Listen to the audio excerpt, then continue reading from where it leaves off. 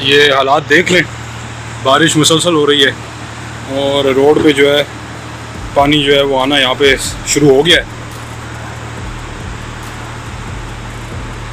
और बारिश जो है मुसलसल जो है वो बरस रही है।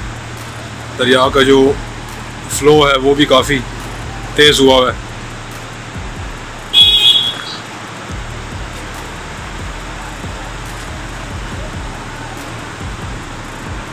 ये बाज़ार जो है दोनों साइड से जो है ना 2-2 किलोमीटर के बाद से कट चुका है बाकी पूरे पाकिस्तान से।